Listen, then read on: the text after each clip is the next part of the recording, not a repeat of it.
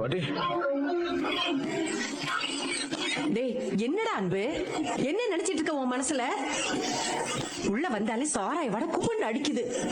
குடிப்பழக்கமே இல்லாத ஒருத்தரோட வீட்டுல வந்து உக்காந்துக்கிட்டு இப்படி குடிச்சிட்டு இருக்கிறியே, உனக்கெல்லாம் மனசாட்சியே இல்லையாடா? சொல்லுடா. இப்படி குடிச்சு குடிச்சு உன் உடம்ப கெடுத்துக்கிறதுக்கும் நம்ம மரியாதையை கெடுத்துக்கிறதுக்கும் தான் இப்படி இன்னொருத்தர் வீட்டுல வந்து தங்கி. நான் லைட் ஆஃப் பண்ணிடுறேன், நீங்க தூங்குங்க. நீ எல்லா வேலையும் முடிச்சல?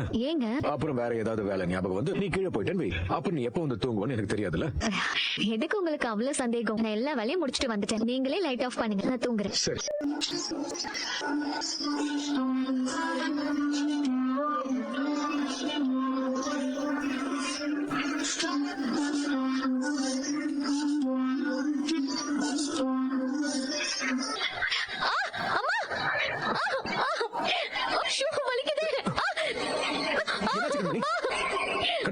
என்னாச்சு?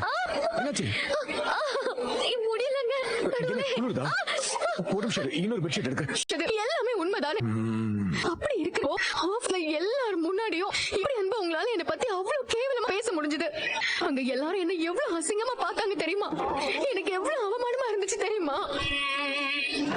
நான் இப்பவும் உங்களை தான் நினைச்சிட்டு இருக்கேன். எந்த விதத்துல கண்மணியோட நான் குறைச்சலா போயிட்டேன்?